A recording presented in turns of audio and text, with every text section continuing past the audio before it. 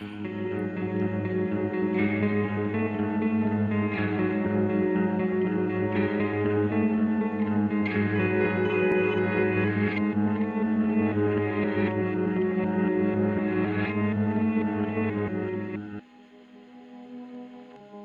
guys, welcome back to Spooky Tuesday, a weekly podcast where we're breaking down all of our favorite slashers, thrillers, monster movies, and black comedies on the new scariest day of the week. I'm Sydney Thompson. I'm Monica Height. And I'm Chelsea Duff.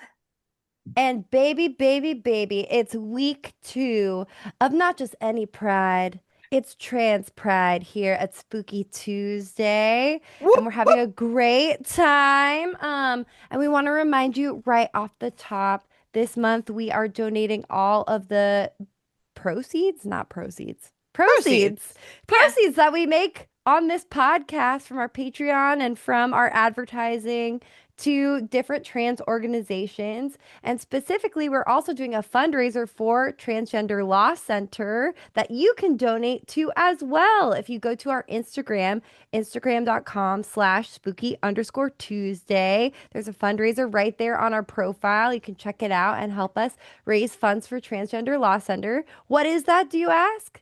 I'll tell you right now. It's a trans-led organization that has a variety of programs, but their impact litigation works primarily to combat anti-trans laws and policies in the United States. So we're putting our money where our mouth is this month, bitches.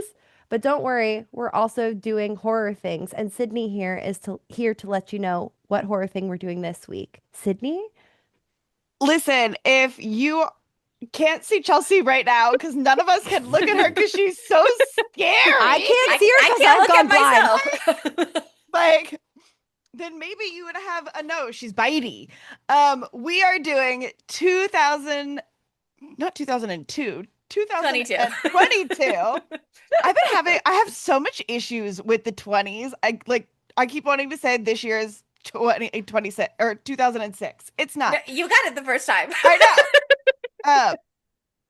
But we are doing Hellraiser, which, if you haven't seen any of them, this one is a young woman struggling with addiction comes into possession of an ancient puzzle box, unaware that its purpose is to summon the Cenobites. And one of those is Chelsea. I'm the chatterer Girl, today. the Chatterer is my most scaredy one. It's the I kept most calling it the unsettling Chomper. one.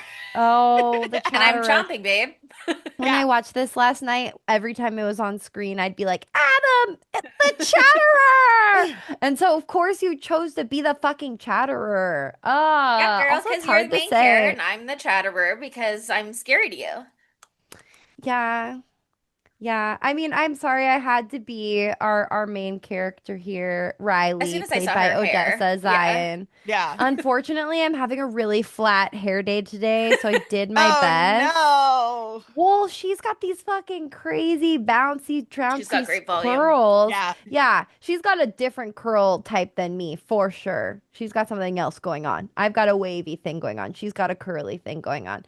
But it's fun to see her in something from when she's un bebé, which, of course, this was only 4 years ago, but like she looks incredibly different 4 years ago than to now. She's got that youthful innocence. And now she's got that sexy je ne sais quoi. We've seen I Love LA, or I haven't actually, but I pretend that I have because I feel like an We- asshole that I haven't You've seen seen it. Marty Supreme. I've seen They Marty kept bringing Supreme. up on Hoka. I think so, yeah. Yeah, yeah, It's because we were super talking relevant to about us recently. it was because unlikable protagonist, okay? Which there's some of that here, but it's not really. I still love Riley despite some of her flaws that she might have. She's struggling, but she's doing her best. Yeah, she's doing her best and she's adorable. Okay, she's adorable. Um, but yeah, this is such an interesting one because I was not sure what Hellraiser was going to be like. This Hellraiser 2022 Yeah. was going to be like going in because I was like remake. What is it? This is Uh-huh. I've found out now just from my little bit of research I did. This is the 11th installment in the Hellraiser franchise. Which is Yeah. crazy to think about. What's That's batshit bonkers, cuckoo, crazy, banana clubs, insane. That is a lot of movies. Yeah. What's really crazy is our Discord, our patrons on our Discord like to do movie nights or movie mornings, I guess, on the Yeah, weekends. movie Saturday And mornings. at one point were dedicating themselves to different franchises, and they worked through, I believe, all 11 Hellraiser movies. That's And I so popped in for one impressive. of them just to say hello, and that movie was crazy from what I saw. Like they really go off the rails at some They point. go balls to the wall insane. I heard because I've only ever seen the first one. I'm a Yeah. Same. purist, and this one. Although everybody So seems to love the second one too. That seems to That's be what like I've heard. yeah. one and two are like, that's the real shit. And then it's like after that, I guess they were all straight to video sequels, maybe. Well, and I heard that it was literally just like other planned horror movies. Like, here's a plot, and then there's Let's put Pinhead. Pinhead in it. Yeah. You know what? And Pinhead deserves to be everywhere, all at once. Everywhere. What's the name of that movie? Sorry, I was trying to say Anywhere, that, but something I all at forgot. once. Everything everywhere all at once. Yeah, I forgot how to say it. There's too many words. Um, well, yeah, especially this Pinhead. Oh my God. Uh-huh. The Whew. Real priest. diva. The Hell priest. priest. This is like biblically accurate Pinhead or book accurate Yeah. That's what I was Pinhead. seeing. Yeah, Yeah. Because, Although it's okay, not book accurate to call her Pinhead because apparently Clive Barker like notoriously them. does not like the word. this But time yeah, around. apparently Pinhead is just what people started calling the character because of the visual appearance. And Clive Barker was like, that's actually not their name. They're the Hell Priest, but that's Pinhead, baby. I'm so sorry. The movie, Pinhead didn't even have like a name. It was like first Cenobite or something like that. Well, yeah, and also so that's annoying because the Hell Priest is a sexy name, but also like anyone should and would and could have a nickname, Clive. A nickname Yeah, is a fun thing to have, you that's know? true. You have your legal name, Hell Priest slash First Cenobite, and then you have your nickname with all of your friends who are obsessed with you, and they're like, "Hey, sexy Pinhead." And also, too, Exactly. if your head is full of pins, what else are people supposed to call you, actually? You It's Also, like, know? oh, can that's Hell Priest, and then that's Chatterer. Why can't we all go with names that just match our vibe? Exactly. also like can we just say that like it was good for marketing? Yeah. Yes. So like don't be I get it, Clive. I get it. But like this is only behooving you. You know, it was a good thing. It was a good thing that was happening. And oh my God, the other thing, I just found my copy of Abarat. Sorry, I had to Aberrat. Well, I don't know Abarat. actually. There you go. Abarat. Which has some like very Cenobite looking creatures on it, just saying. He knows his lore. He knows what he's looking for. And it's some freaky ass bitches. Yeah. Isn't this so like what is this? Like 2001 art. You know what I mean? It's really a time and a place. And this book is actually covered in mold, so I shouldn't even be Oh touching my it. I God. found it by the seaside. It Oh literally has mold no. on it actively. But that's part, I think that like That's the fits. charm. I think it actually fits with the whole vibe of everything that's going down. Yeah. Um, but yeah, I like that I mean, it's been a second since I watched the OG Hellraiser, so maybe like a little bit of reminder for me and for everyone about plot of that one.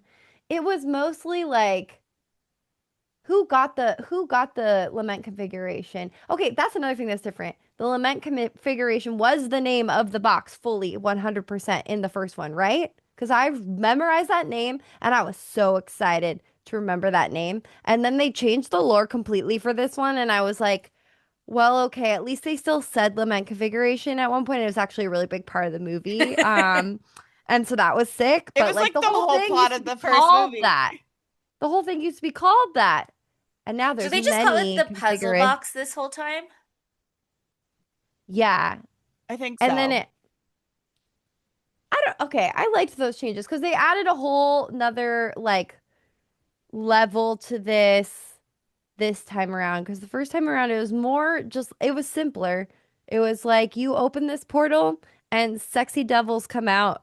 And you open this portal because you want to do crazy, crazy, like evil Freak shit. demon BDSM.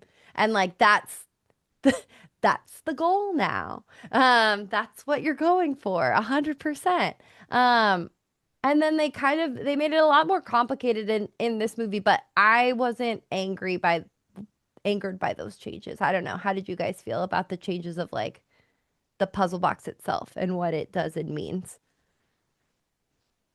this was a very interesting addition. I did feel like this version of Hellraiser was less sex BDSM driven than the original Yes. one Yeah. for sure. It kind of maintains its queer identity, but without that being such a focus for the movie, which I think is Hmm. worthy of some discussion as we get into it.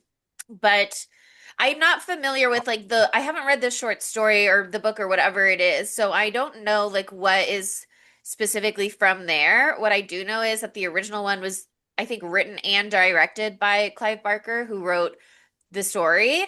And Hmm. he was an executive producer on this one. So he did like consult. He talked a lot with the director David Bruckner about like what they wanted to do, what their ideas were. Like he was a big part of helping craft things, but he also was very pro the idea of them like not remaking the original, of like doing their own thing, adding to the Yeah. lore, engaging with these ideas. So I think probably there are some big departures. I liked that. I mean, I missed how like sexy freaky it was from the original, Yeah. but I liked how more fleshed out the worlds felt here.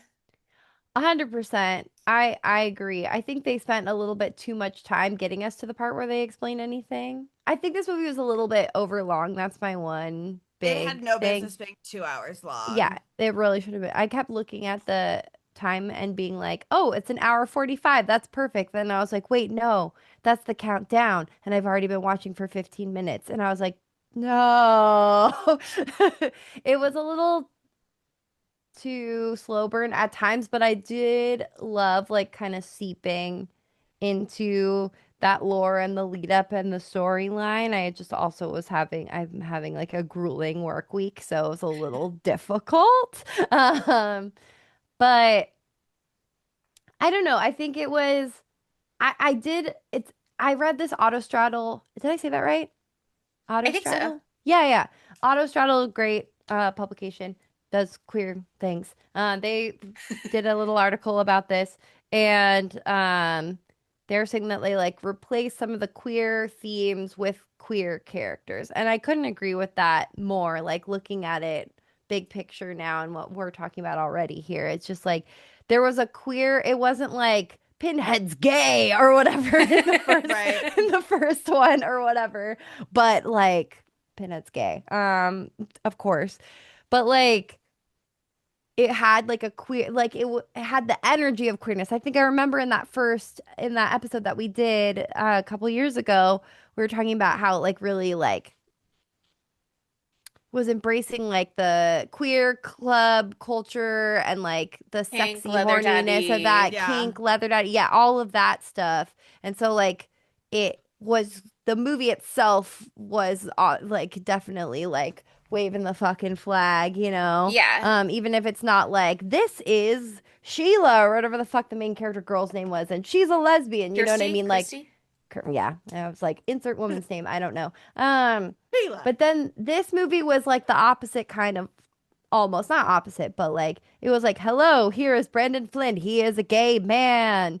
And here is a Yes. gay person. And then of course we have Jamie Clayton as the priest, and she's fucking awesome. And that is a whole other conversation, and it's much more nuanced.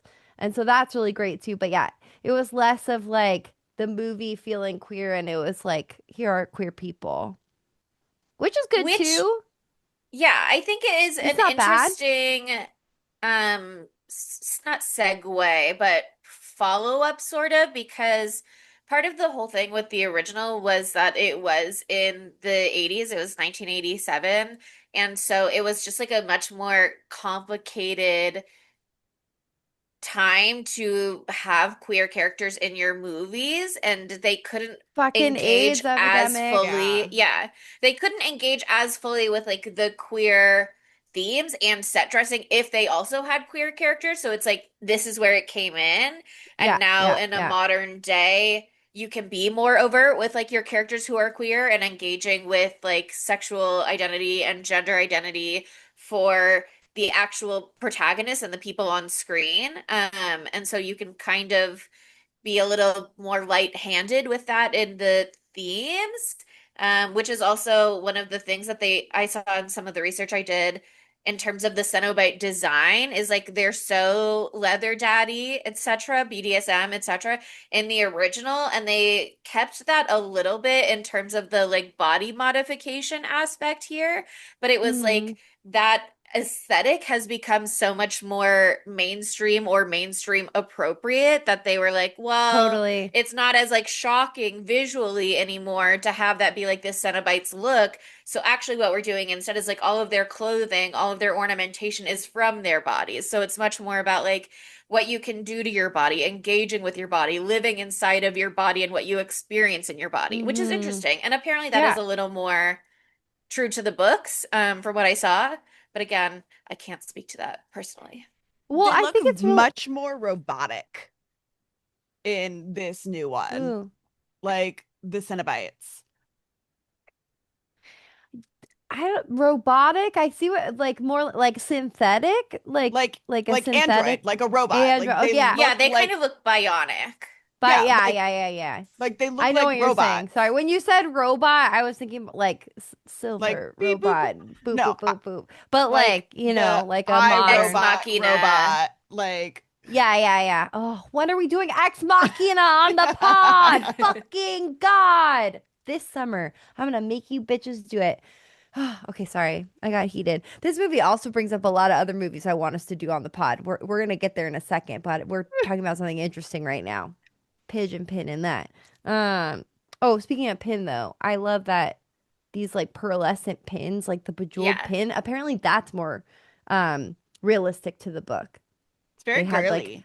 bejeweled jewelry pin. I also loved the priest's like I don't know what they were. They were almost like coins on her their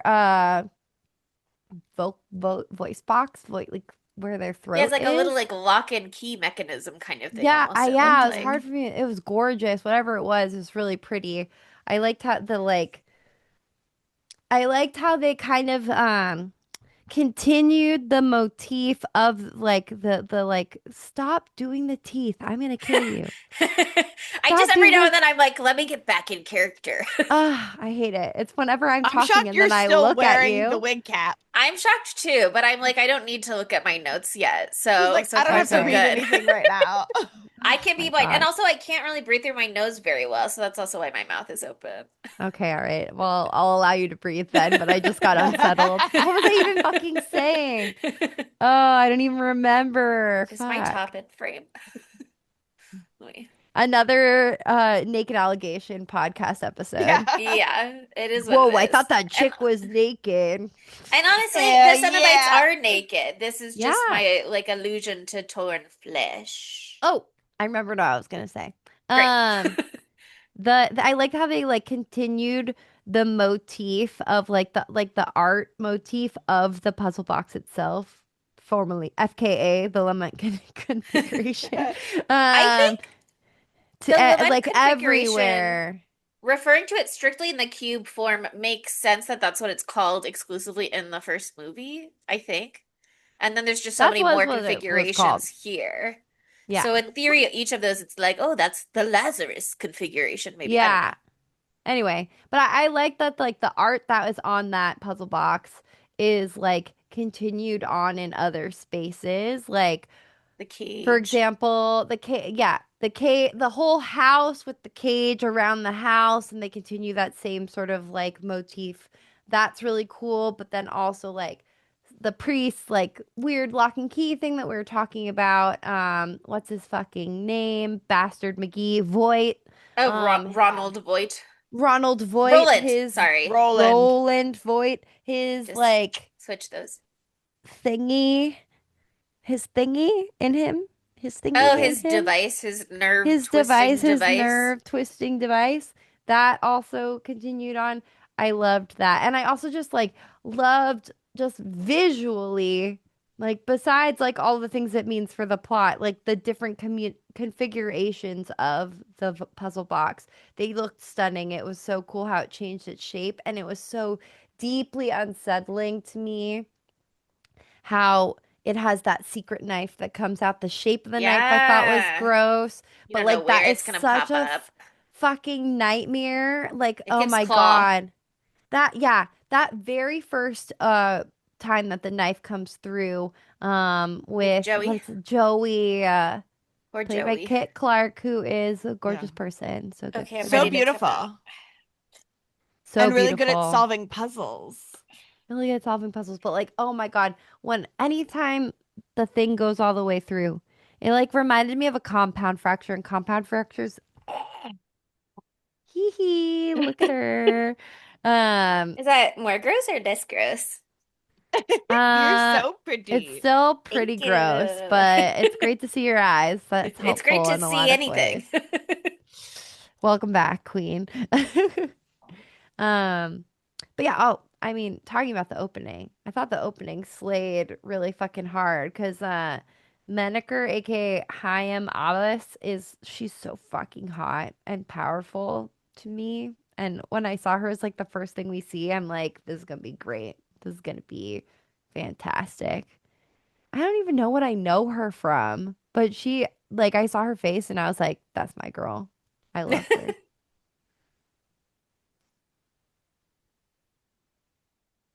Let me Oh, she's see. in the OA.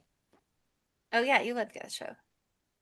Yeah, and then I never finished the second season because it jumped the shark for me a little bit. It was a little hard for me. There was some sort of octopus-like thing happening that was hard for me to do. Okay. Oh, she's in Succession also. Well, I didn't watch Okay. that, but I love her with my life. She's a beautiful woman. Um, but yeah, I think it's also interesting too that like I don't know. I guess the first one also is like there's a sinister gentleman um who like sets everything in motion, but like this felt like a commentary on like extreme wealth too, because he's like Yeah. this extremely rich guy who's like lived every life and done everything and has everything, and now he wants to experience every feeling, and so he's doing fucking crazy devil shit. Like, I liked that aspect of it. And he was sexy, but I do miss the raw sex appeal of the main bad boy in the first one. Do you remember that? Do you remember? Frank, Yeah. Uncle Frank, Frank! He was The hot guy who even Gooey, without doesn't my all get his Gooey back. King. skin. He was hot without his skin. I He wish that was there had really been hot, more Gooey. people without any skin at all completely. Like there was a lot of partial skin, but I did miss a gooey guy. And I wish there was more visceral FX makeup stuff in it. There's a lot. But I felt like sometimes I was like, they're showing this in a way where it's so subdued. And I was like, I need you to be full frontal with me, okay?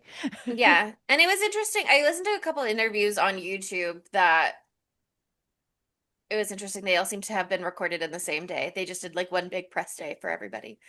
Oh, Um, junket, I classic. know they just did a one big junket and then they did video interviews over Zoom with literally everybody all day long and no other press other than that.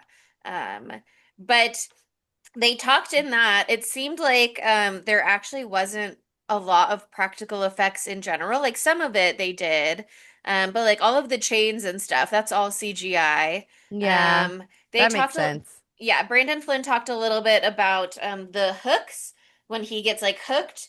That they did some practical stuff for there because he had like prosthetics that went over his nipples Hee hee. that they like hooked into on that.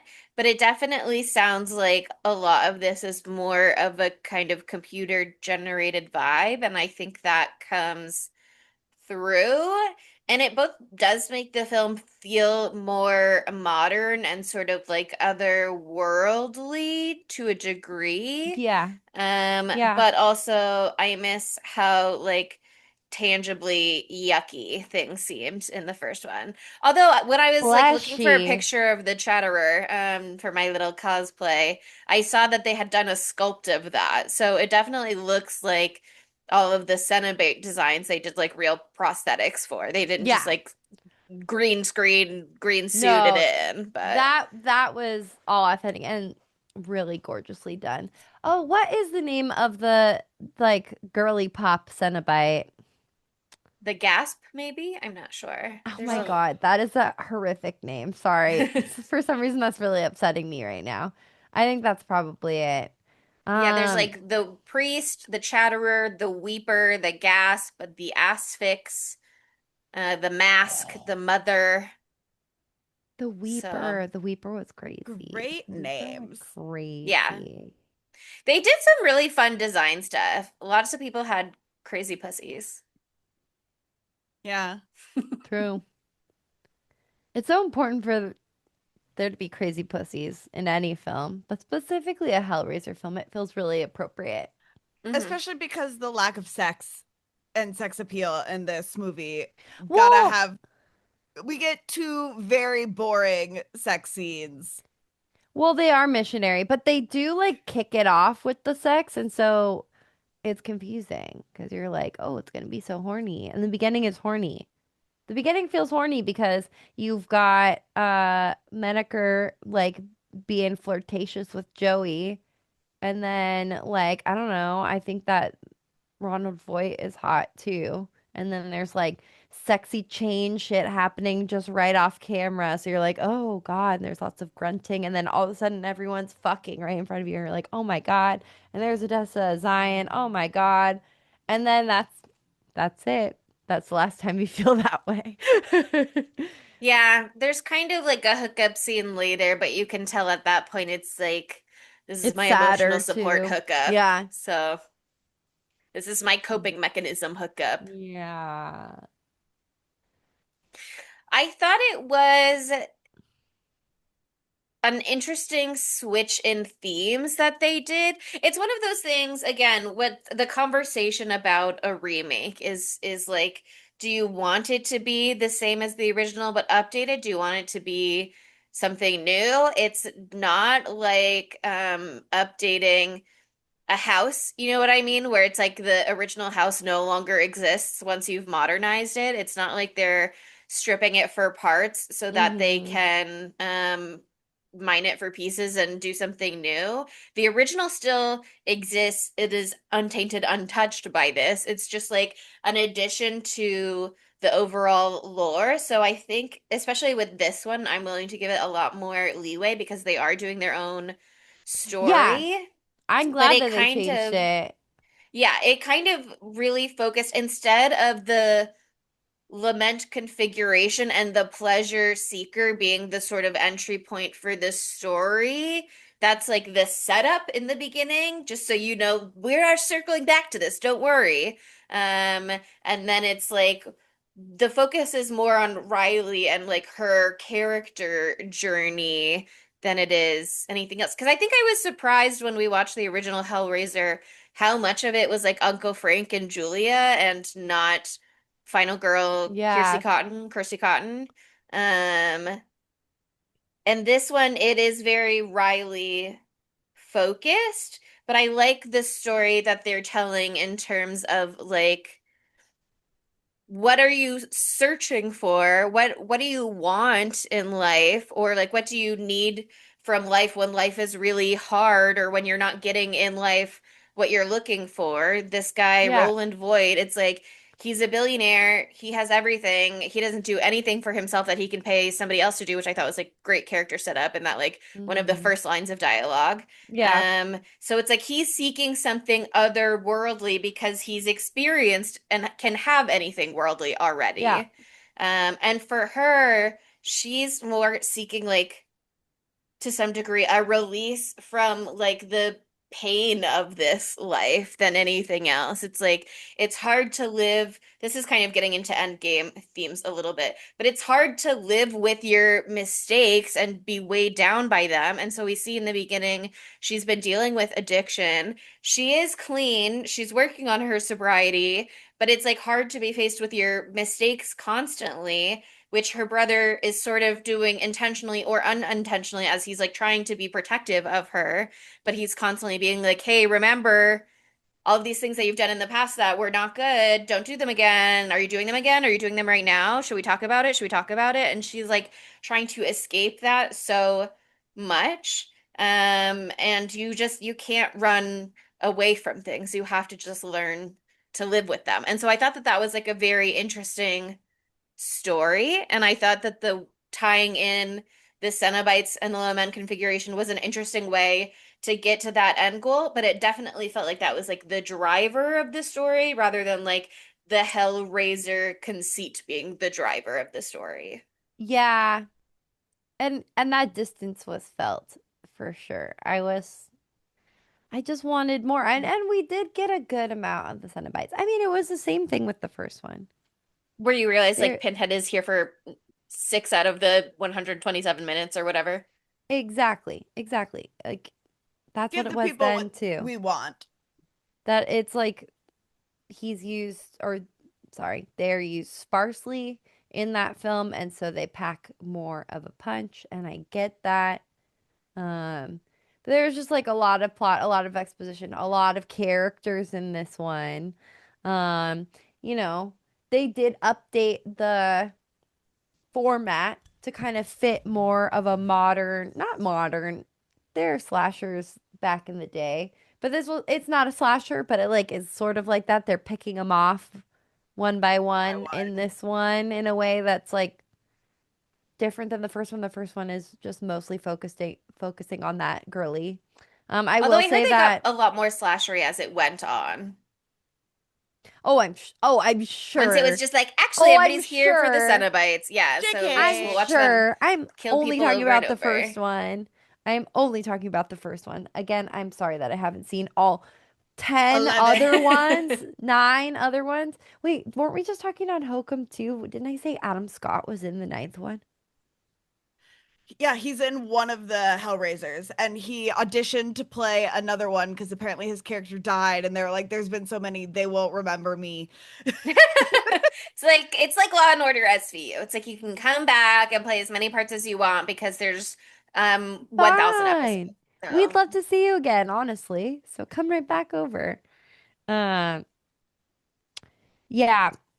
So I think that that was like a fun update to get more kills.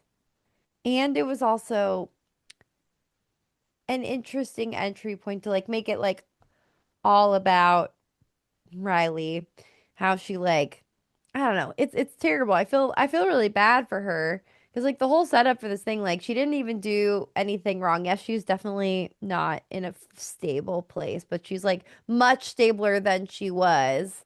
And then things blow up. She is set up also. And I should have seen that coming, but I didn't. And I was pissed off. Cause I related to him when what's his fucking name? Trevor? Trevor. Fucking Trevor. One, I should have known when his name was Trevor. Sorry if your name is Trevor. mhm. I'm sorry. Trevor. Bad vibes, always. But like when he was like, I don't want to touch that thing. I don't fuck with shit like that. I was like, I love Trevor because I too A don't fuck with shit voice like of that. reason. But that's because he knew what it was and he's a bad man and he set this whole thing up. Spoiler alert. Sorry, I should have said that first. Yeah, Uh-oh. I kind of don't get what his deal is exactly. And I only watched this movie once, so maybe I just am not like fully processing it well enough and somebody can explain it to me. I did have that moment after when okay, she did one thing wrong, which was agreeing to do a crime because she was tired of being broke. That's tricky Okay, territory. that's okay. You That's shouldn't fair. steal. Um, You shouldn't but as But steal. soon But it as was also, like kind he, like, of do cool. crime, Yeah. you know? Yeah. It's crime. yeah, look, But look what could happen. It could be a cursed object, so just be it could be a careful. cursed object, certainly. That's the risk you're willing to Like If take. you go Serena into a said, room, oh, sorry, you go. it wasn't being kept safe in his vault, it was being locked away from humanity in a vault. If you're going to steal something and then you realize, like, oh, there's like 20 booby traps and there's one item and it's in the middle of the room and it's locked away and it's Maybe don't steal may that one. seems a Yeah, little like it's cursed. Seems a little like maybe it was locked away on purpose. Maybe there's more than just like you taking it to Antiques Roadshow coming out of this. Like you might get like a curse on your whole bloodline. I don't know. Something yeah. to consider. People don't And think you'd about think that. that Trevor, as the mastermind, if you will, of this criminal plot, if he were really the mastermind and this was a brand new idea without any outside influence, he would not be like, sure, you can hold on to the loot, my criminal wingman, instead of the person in charge of this heist. But Mm-hmm. you can also kind of believe it in the movie with the way that he's like, oh, this is not what I expected. I thought Yeah, that I thought it would he be says like, I thought there'd gold be and bonds or jewels. something in Yeah. here. He thought it would be Yeah. something immediately recognizably valuable, is the way he pitches it, at least. So if it's like maybe this is not valuable and only has like maybe an appraiser could figure something out for this, he does a good job. But I did write in my notes when he was being like, "Oh, you've got a little angel brother on your shoulder." Blah blah. Matt, is his name Matt? The Yeah. brother? Yeah. Yeah. You've got a little angel Matt on your shoulder. And she's like, dink, and flicks it off. But I wrote in my notes, was he manipulating her into being his crime wingman? Like, I wasn't sure if it was like he legitimately was doing this and was letting her in because they were hooking up, or if he was like going out of his way to like set her up to share the blame or to take the He fall was if things went wrong. And then obviously we find out later, but he says something later that's like kind of like, well, this isn't what I planned. Like, yes, I wanted her to take it, but I didn't want her to open it and mess with it and to take everybody. It's like, well, then what was the plan? Because the whole Well, thing was like I was giving it to you for people to configure, blah, blah, blah, blah, blah. I don't think he really knew what it was. Because even if someone says, "Hey, there's this thing and it's cursed and it makes freaky sex demons come out," you'd be like, "Okay, crazy. I want the money." You know what I mean? Like, I don't think, like, I'm not saying that he doesn't deserve blame because he probably will get the dumb bitch award. If not him, Voight. Hi, well, just so we can think about it. We got time. But, like, who would believe that that's a real thing? Yeah. It's kind of hard to believe unless you've seen Hellraiser. But I y'all would better assume if I in ever this come universe it doesn't saying exist. I broke into a house and I've stolen a puzzle box. Y'all better fucking believe me if I start saying crazy shit about the box. Of course I will. And Yeah. I'm not It gonna touch is. it also.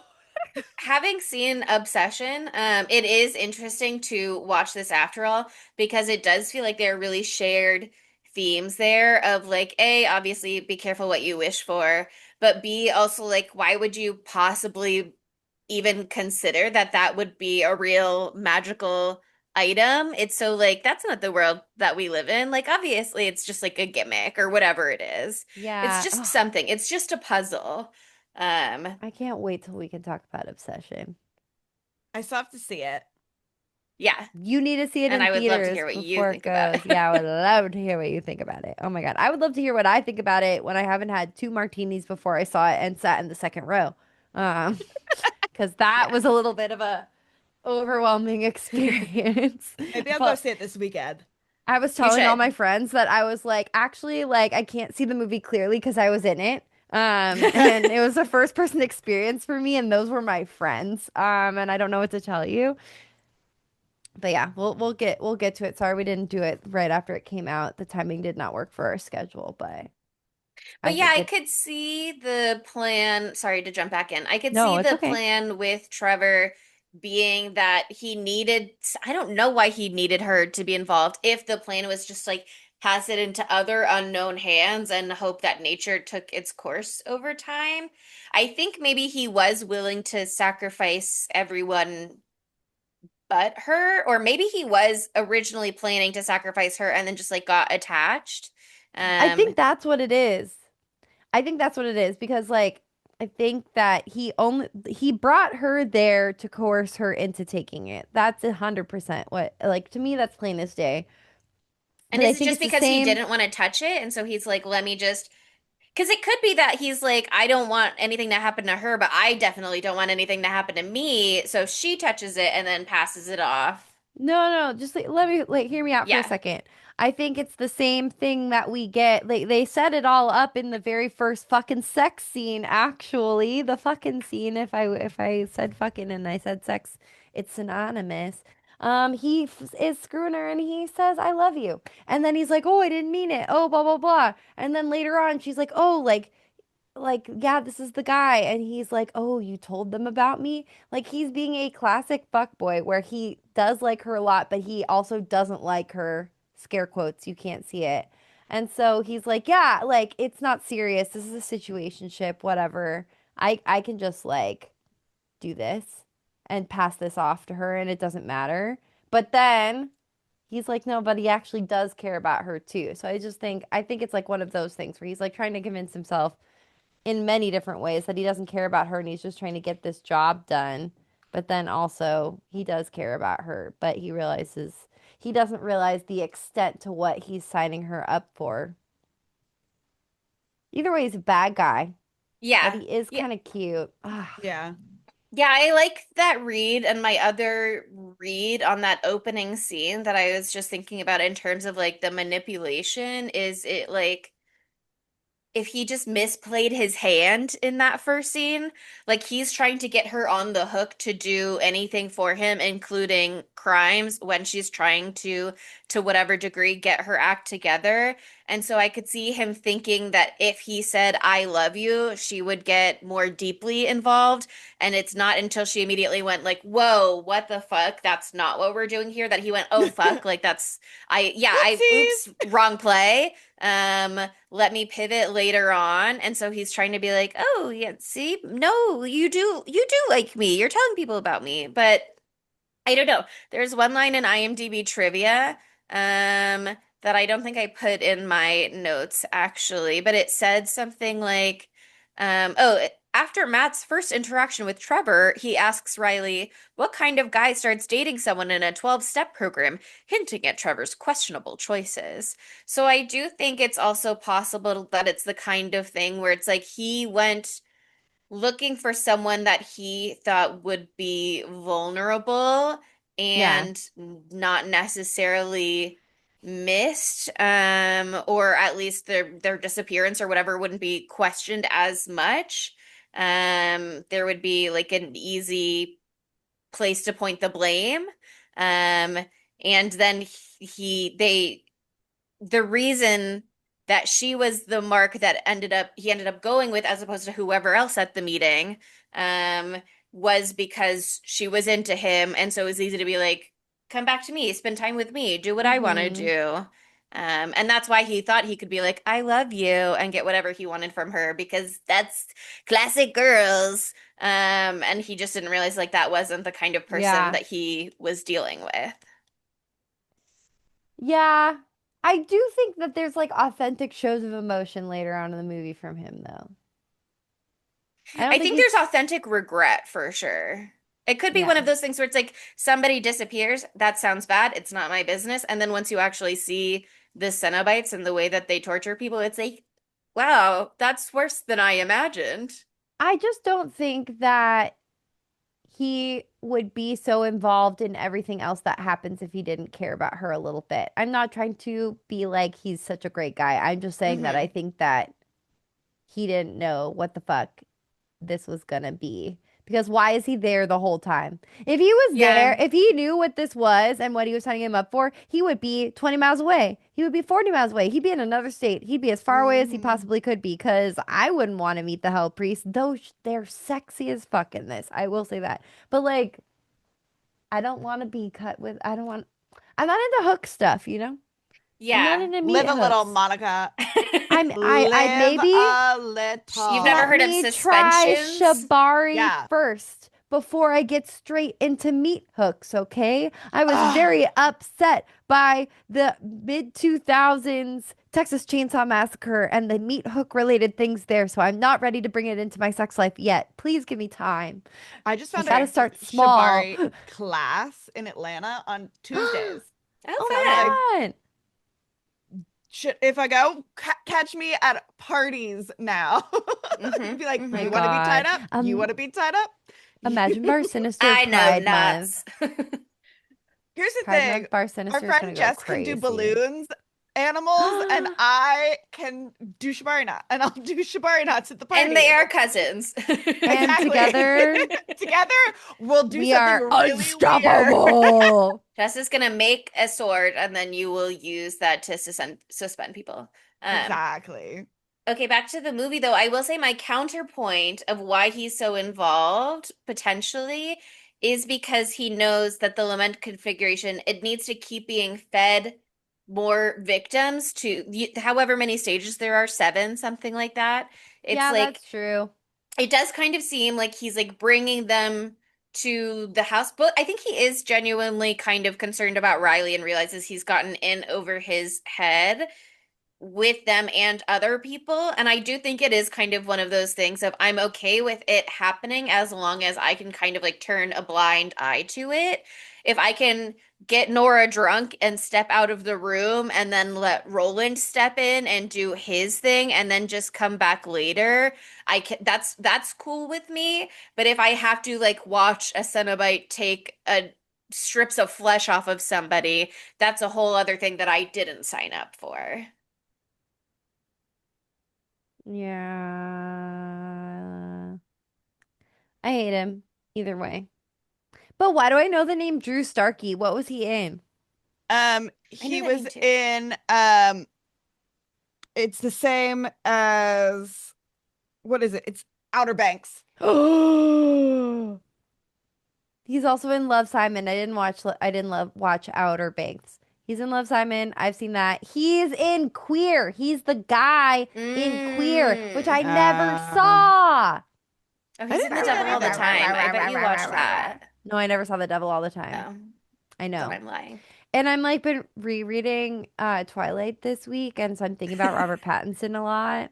So I should do Is it, it. are you reading Twilight again after that heated rivalry Twilight edit that I sent you?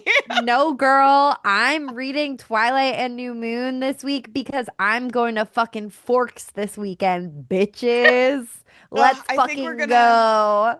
go. And Okay, more Starkey things also the about. Scream TV show. Oh, cool. Okay, now that we're doing this, we can do what I want to do that I've been thinking about this whole time. Okay, the people who made this movie are people that I like. David Bruckner is the director.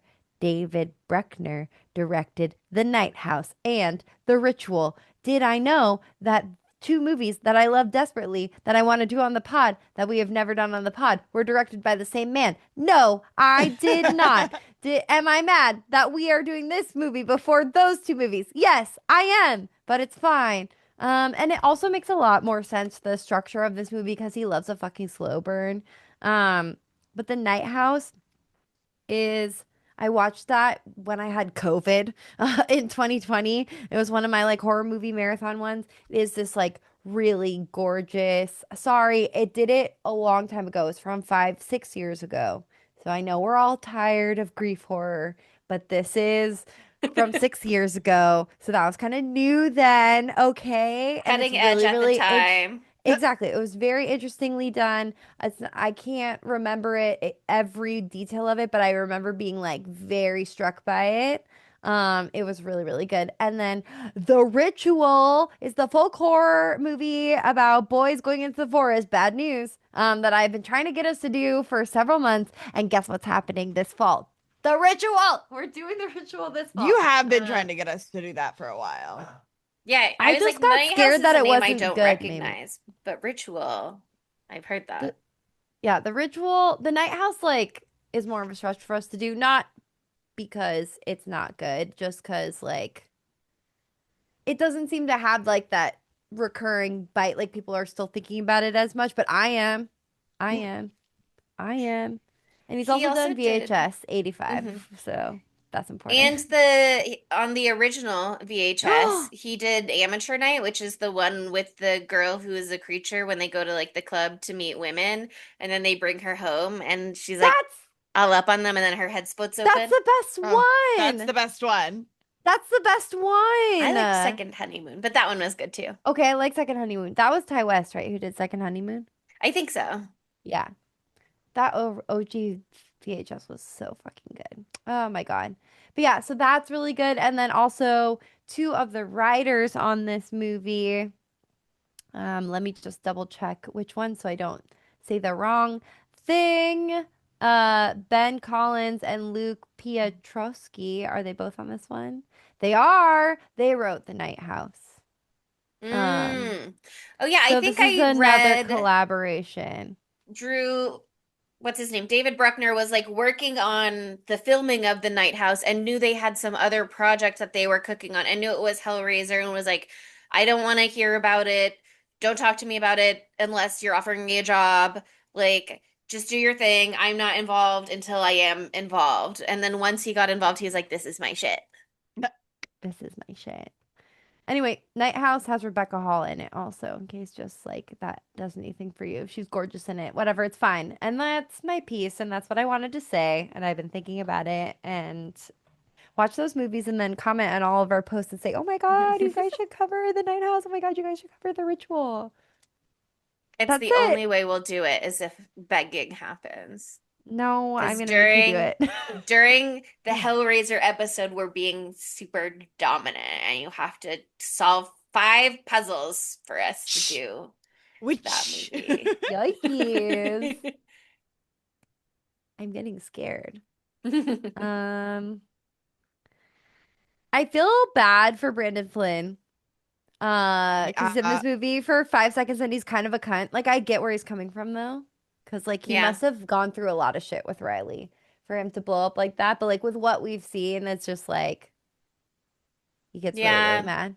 I think it is Um, really tough to strike that balance of helping and supporting someone get back on their feet, and especially after they've already had addiction issues, being like, am I enabling now? Was I enabling before? And am I continuing to do that now? I want to be understanding, but I don't want to be so understanding that I'm like actually undercutting their recovery at this point. I think it's just a really tough position to be in. And you see the way that he regrets it and he goes after her, and it's just like, it's just the timing can't always be right. yeah, it's really sad. I feel bad that his character just gets got immediately and then you don't even get to see it. I get why they did that plot wise, but I just like that actor in 13 Reasons Why. And so I felt bad that he was like barely in it at all. But I also, I think not to jump all, I mean, whatever, we've already been talking for an hour. Like going towards the end of the story with what ends up happening, and like basically there's like what, how many configurations are there? Seven? It's always I seven. can count real quick. There's seven. There might be more Lament, than seven. Lore, Lauderant, Liminal, Lazarus, Leviathan. So 6. Yeah. Dang it. Well, that's shocking. There should have been I seven. know. That's not the right Seven number. deadly sins. Okay, well, Life, whatever. knowledge, Edit. love, sensation, resurrection. I'll Yeah. text David Wait. Bruckner about that. Now I've lost one. Oh well. I don't know what all of those even mean. Um, but I do love like the meaning that they give to the phrase lament configuration in this movie. Because obviously we see throughout this film, we see it with Ronald Voight, um, Roland. I Roland. poisoned the well on that one. You poisoned the well. Roland is a hot name and Ronald is not as hot. Ronald is still fine. I'm sorry for any Ronalds out there. But Roland We is hate Ronald Ronald Reagan. McDonald, famous Ronald. yeah, Also exactly. Ronald And he's Reagan. a known hottie clown. So of course it's fine. Um, but Roland, like, obviously he chose the Lazarus one, right? God, it's a hard word to He say. chose sensation originally, which is Oh, and then liminal. he wanted, okay, that's liminal. Okay, great, And then great, great. Lazarus is resurrection. And Leviathan is the last one, which is power. Power. Okay, cool, cool, cool. Lazarus is the one that they wanted to Riley do, thought she that Riley wanted. wanted to do for Matt. Okay. Because we do get a little more of Brandon Flynn when we see him sort of presenting himself to her to seduce her into continuing down this path of investigating and furthering her relationship with the configuration or puzzle box or whatever you want to call it when it's not in its little cube. Um, So we get a little bit of that from him. But I will say, no matter how small he's in the movie, the scene where she's in the park and the chains Ugh. burst out of her chest and then we see them hook into him on the bed, I thought that was one of the coolest parts. Oh, So that was so yeah, sick. he is his part is iconic even if it's small. Also, the part where she sees him again for the first time, like midway through the movie, and embraces him, and he's like trying to coerce her to choose the Lazarus configuration, and she puts her fingers into his nasty, nasty ass Gooey. musculature, gooey ass back. It was disgusting, and I gagged. I loved it. So great job. So 10 out of 10. So they did a good job there. They did a really good job there. They did a great job of ripping everyone's back skin off in this. Like, if you have back skin, bitch, it's gone. Don't even think about it. It's over. Your Monica, back think skin is gone, party. they would love your soft back. No, my They soft would back go would just for it. deteriorate They immediately. would go for it so fast. It wouldn't hold up. It wouldn't hold up. Oh, God. I think also one of my favorite kills in this, was, oh, what's her fucking name? Sweetie Nora. roommate, Nora. I thought that fucking one, we get like a real good look at the priest finally. Like we've gotten some looks at them before and throughout the film, but like we finally get like some monologue shit coming from the priest, and I loved it. So beautiful. But the fucking pin through the neck, and you'd never expect me, the person with the needle phobia, to love the part where they stuck the needle through the whole throat.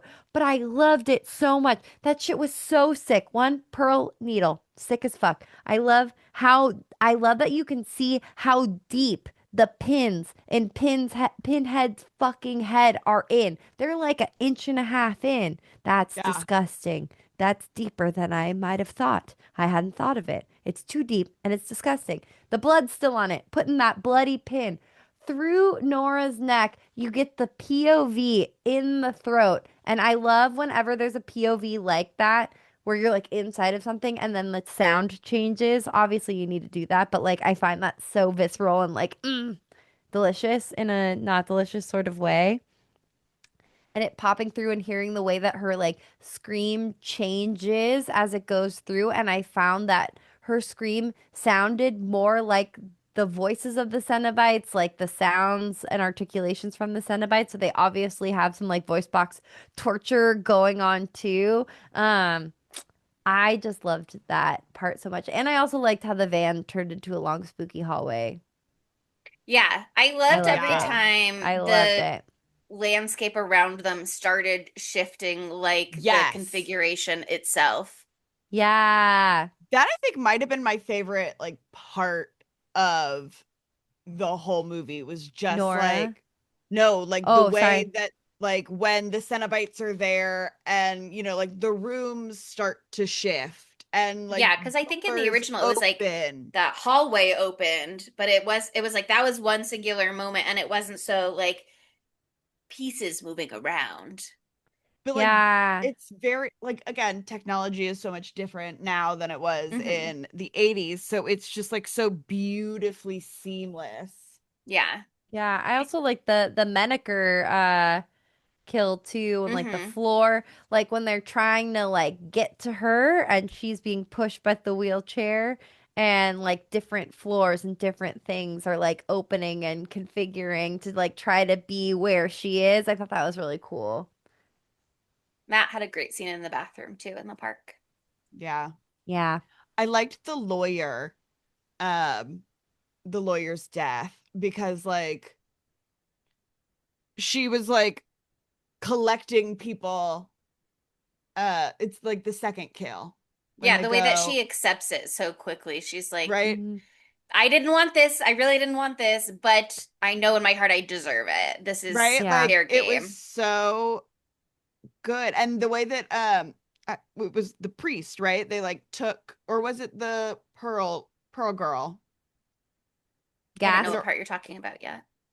uh they take like a pin from one of the other Cenobites' eyeballs and like put it in her mouth. Oh, that's Oh. gross. There was also like a skin fan kind of thing. Did you see Mm-hmm. that? Not Yeah, where exactly it's sure just what it like was, I think but it was that was like a in the fan. original. That's like one of the I first liked it. It was imageries that you see in the disgusting. original, I think.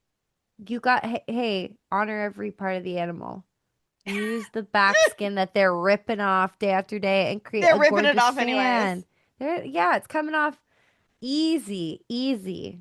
Every person, their back skin gone, and that's fine. Who needs it?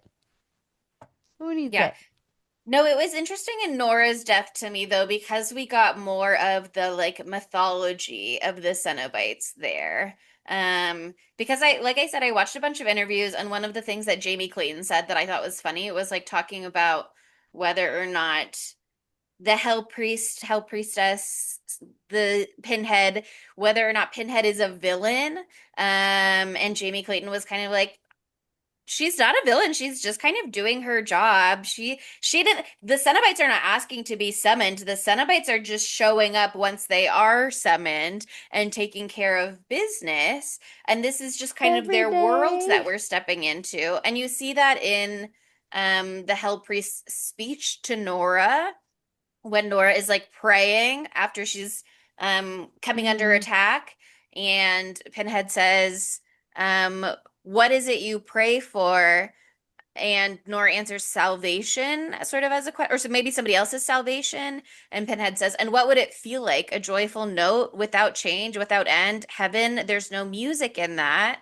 And then another moment later, it says, there's so much more the body can be made to feel, and you'll feel it all before we're through, which is kind of I what loved gets that. to, Yeah. Hmm. yeah, that's kind of what I think is one of the more connecting moments to the original, which was so about like pain and pleasure and Pleasure the and limits of the. what the body can experience. Mm-hmm. And that is like what the Cenobites bring with them for the individual sacrifices, if you will, as the box or the configuration is like fed throughout the movie.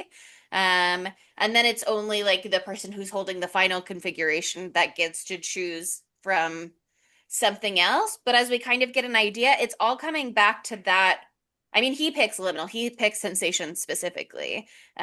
But even when we see them be like, oh, you want a swapsy? Okay, let's do power, which it seems like you're actually looking for. We see it's still a similar, he has his power by becoming one of the Cenobites, but also what that entails is your body is like put through the ringer in so many ways to like bring you to this place of understanding and imagination and creation and creativity and change and transformation, etc. Mm-hmm. I loved that. I was like, more monologues from the priest, please. I love to Especially hear because what's going on. she's such a beautiful Jamie Clayton. She has such a beautiful way of talking. Ugh, I She's love very her. like I don't think this movie is sexy, know what I mean? But one hmm of the things that I will say that I do like about Jamie's Pinhead portrayal over who was the original actor? What's his name? I should know Oh, this. I have it. It's right here, but it doesn't say Pinhead. So how do I lead Cenobite? Doug Bradley. Yes, I was like I was like, I I know the was like initials are the same as David Bruckner, but they're not.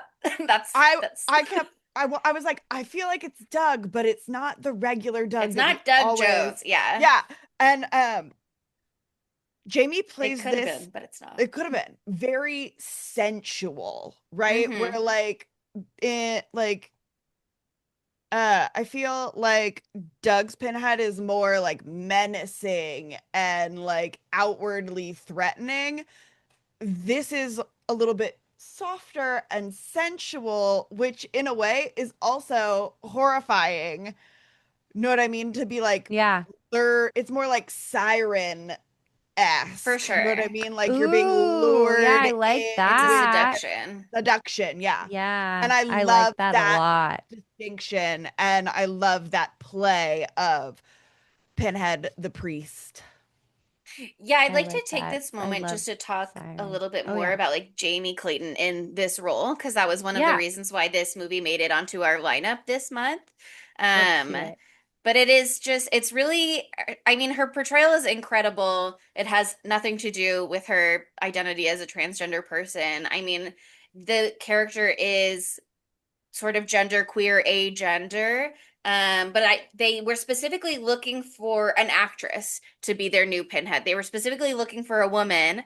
Um, and they talked a little bit in one interview about how part of that is just to kind of like set it apart from Doug Bradley's portrayal so that it wouldn't be so like apples to apples comparison. It would be so Hmm. clearly like a new take on the character.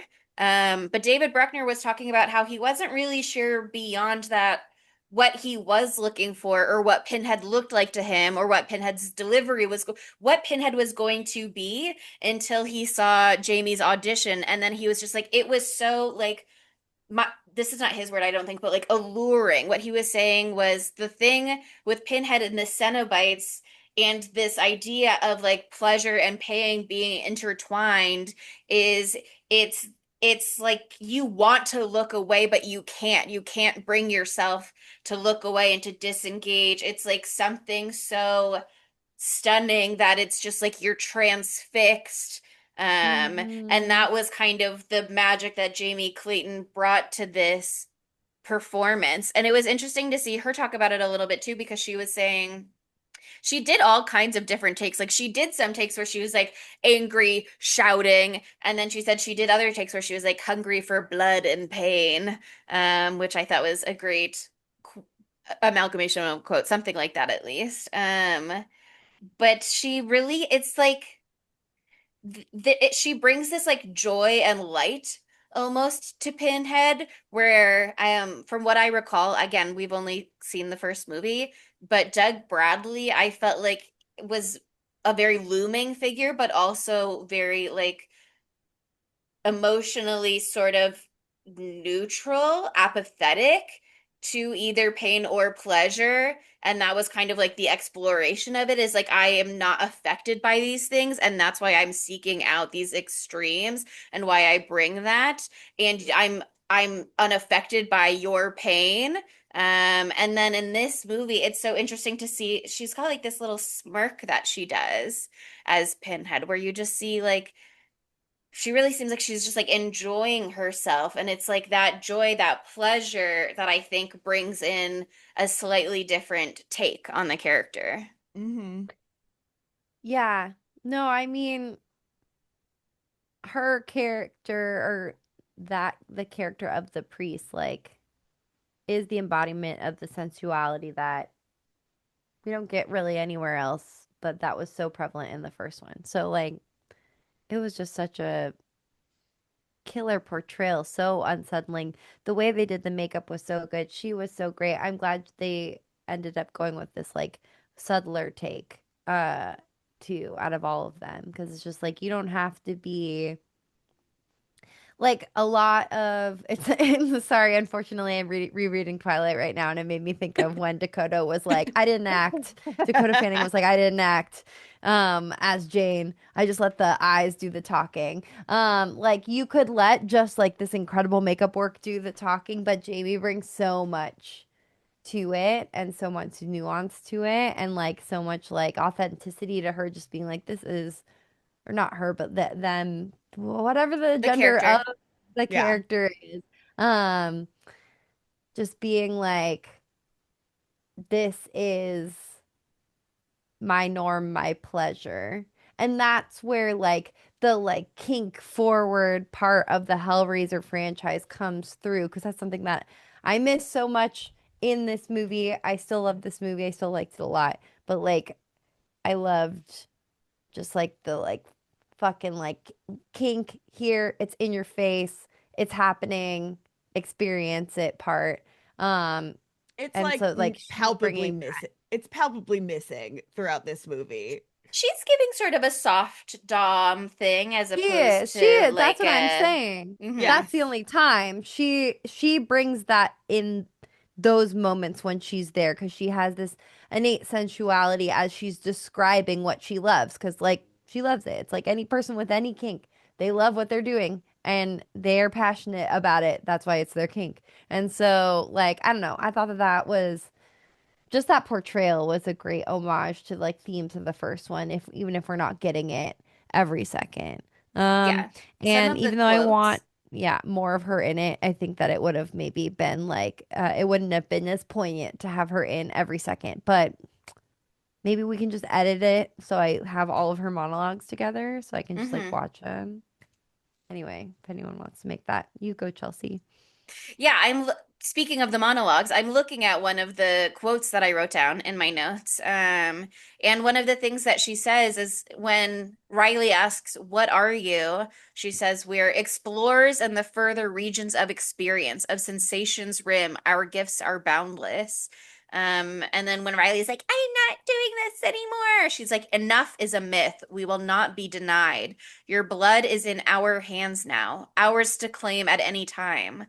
But the box I leave in yours, if not you, another. Choose two more." So it is both this like seduction, because another part of that quote that I didn't read is she's like, "Don't you want to see your brother again?" Mm-hmm. It's both like this seduction, because she says at one point, like, we are loving that you are the one that came upon this configuration. Like, we are thrilled with Riley, you specifically. We're really very interested hot, very in good. you and what you're doing and what's going on with you. Um, and we wish to see you proceed is the line that like really drives it home. It's not just like you have to, the box, you've been marked by the box. It's like we are invested in you and we're invested in your journey here and what you're going to choose. And we want you to be the one who's choosing at the end as opposed to somebody else because we want to see we're curious about the world. That's their whole thing. We're explorers of new sensations. They're like, you're something new and fresh. You didn't come here seeking a wish, but now that you're here, you have one, don't We're gonna you? gobble you up. Yeah. So let's play it out. Let's see where it goes. Come Hmm. here. And also, by the way, you have no choice not to because we could kill you at any moment if we wanted to. Yeah, and they like fudge the rules almost to make it so they can take her, because it felt like a cheat when they stabbed her with the or like made the box stab her or whatever. That was like she wasn't really fucking with it, right? Maybe I'm misremembering, but I it don't felt remember like a when her hand forced gets cut. hand. It felt like a But I think forced it's like when hand. I she's don't in the know. road, right? Yeah. Or like when she's going to like dispose of it. She wants to like throw it in the little And then like stream. all of a sudden, like here's a knife, and it's just like, okay, okay, hot priest, you're hot priest. LOL. Sorry, flea bag. Like you're just gonna, push your hand here because you know what you want, and it's Riley, and that's fine because who doesn't feel that way about a Zessa, a Zion in the year of our Lord 2026? I loved the moment that came after that scene when they were getting squished by the gate and she had like a light bulb went off over her head and she stabbed my bestie twin, the Chatterer. That was like That was so so peak to smart. me. It was so smart and I felt like Pinhead like fucking loved it. Pinhead was like again like yes, something fresh, exciting, new. Oh my God, like I'm so glad we picked you. Like you are coming up with such interesting ideas. Yeah. Absolutely. And I also really liked that because, I always complain when it's a situation where it feels like an unstoppable foe. And like, how are you gonna like fight like six like insanely sexy, Mm-hmm. kinky motherfuckers? Like, what are you gonna do? Like, I wouldn't know what to do. But like this gave you something, like gave Riley something and gave us as an audience something to be like, oh, we can fight back. There is an option for her to win. Obviously, like in Hellraiser, the first one, there's a winning situation, but there's a lot of losing too. There's a lot of gooey guys. Um, but I thought that was good, just to like give you a little hope that maybe something good could happen. But I mean, it was never a good thing gonna happen because Trevor, they thought he was on their team and he was not. Yeah. He was not. There was He was a no way that bad Trek player. was ever going to work twice, but No. they had a saboteur in their It was midst. good to try. It was good to try. I want to know And what I'm Trevor glad. does for like living in a cool ass apartment. He's a fixer for a Like, billionaire. Fixer. right? Like, what does he do? Loft money is chump change to someone like Roland Voigt. He unloads packages, or he used to at least. I would believe it if you said he was squatting in that loft. True. He got lucky. Could go either way. I'm just also glad that our sweet baby boy Colin didn't die. Oh my God, I Yeah. know. If Because they had right killed before all the she gay boys, stabbed, I would have been upset. yeah, right Yeah. before she stabbed the Chatterer, I was like, "Oh no, Colin's gonna sacrifice himself." And then thank God it didn't go that way. I No, was poor so scared Colin. for a minute. That's so stressful. And I So just stressful. loved that relationship between them. Like both Yeah, he that was very kind. he was so kind and he clearly cared about her, even if he was like frustrated in the beginning when they were trying to figure out what happened to Matt. And he was like, think, like you were the one that was there. Pay Yeah, attention. Like, think about what was going on. When we saw her leave, and he was like, don't do that. Like, come on, come back. Like, you know that this is just, even if it feels bad in this moment, like he's gonna regret it. You're gonna regret it. You're having a tough time, but they all clearly care about each other so much. And that is like very touching. it was really, really sweet. Especially with the way that things shake out, like with the lament configuration and like or the Lazarus configuration versus the lament configuration. I just thought that that was such a haunting ending. Like I really don't give a shit about Roland Voight at all, but it was cool that like all of his hair went away. I love that like he thought he won and then he didn't win, and I loved that like his fucking weird gold key in his chest fell out of his chest and it all Yeah, healed when it was all up. like clanking down. Hmm. That was very cool. I loved looking at the nerves go through the thingy. It was That was so icky. disgusting. It was so icky. It really scratched something bad. I just got chills thinking about it. Bomb. Um, but I love and like whatever. I like that he was bald. That was fine. But like the like exciting and it was so bright and he was like Jesus and then his skin peeled off and that was so cool. But like what really haunted me, like fuck that. I don't care about any of that. What really haunted me is like they're like okay, you're not gonna choose to save your brother because you think you're smarter than us and you think it's going to be a be careful what like you're saying a be careful what you wish for situation. You'll ask for him back and he's going to be fucked to shit and it's going to be crazy. I don't know what it would have looked like. But it's not going to be your brother. And then instead they lay that shit on her where they're like, well, fine. You'll have the lament configuration and the rest of your life you'll wonder if you did the right thing. Ah, I thought that was so good. That's so haunting. And the look on her face and the drive home, like all of it. Ugh. I thought that was really like some just like subtle, like get under your skin horror to go with all of the literal skin sloughing off horror that we've had for Hmm. the rest of the film. Yeah, I there just are such there's the monologues near the end. This is like a great monologue movie. Like sometimes the monologue is Yeah, really weighing you down, but it feels so appropriate sometimes for they the fuck. Cenobites to be monologue bitches. Um, and what they say to Roland, I love. They say there's no retreat once the threshold has been crossed. All you can do is search for greater thresholds. Gifts cannot be ungiven, only exchanges can be made. Perhaps you'd prefer. Perhaps we were wrong about you. You've never sought sensation. Your whole life, every conquest, all your pleasures lie in power. Um, and then to Riley, they say, you have chosen a life of regret, knowing everything you've done, everyone you've hurt and lost. Your suffering has barely begun. You chose to live, to carry that weight, bitter and brief. You have chosen the lament configuration.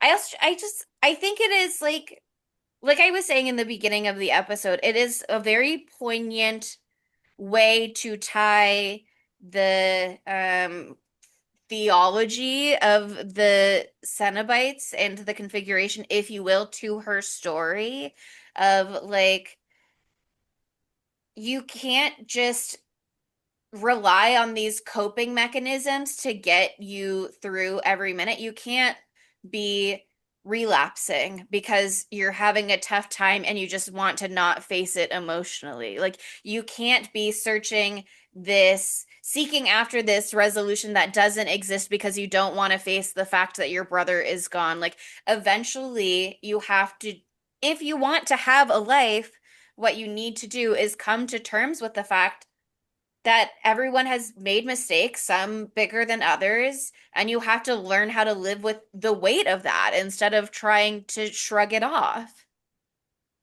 There'll always be the shoulda, coulda, wouldas that'll haunt you. You know, this one just seems to be a lot deeper because it's like the life or death of your brother. But it's just like you can't hide. There's no undoing your mistakes. There's only moving forward. I think Adessa Zion did a really good job in this too. I Hmm. thought She she brought did a a lot really good too. job. She brought a lot to it.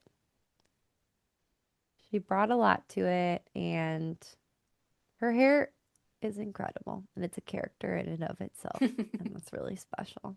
And also, I mean, okay, are we ready to move on to our segmentos? Oh, I said it. I'm sorry. Sorry. I'm sorry.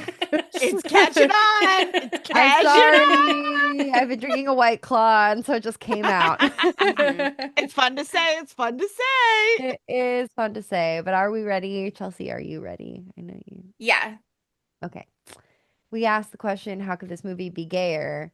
And the answer is that Riley's so fucking gay. I've never seen someone Hmm. styled so gay before. Look at me right now. Look how gay I look right now. I'm being Riley. Like, come on. It's crazy. Leave Trevor at home. Go find something else. Like, I feel like that is something she has been hiding. And Yeah, she has Trevor such a could have been a great. woman. I mean, like, your Trevor could have brother's been a already woman out. until Trevor was revealed Was to be a bad. betrayer. And then I was like, maybe I don't want Trevor to be a woman. But also, maybe it would still be good. Maybe it should be I Yeah, think this delicious. is the they could last have. man she ever dates. Yeah, they could have not killed Matt. You know, Yeah. I get why they had to, but R.I.P.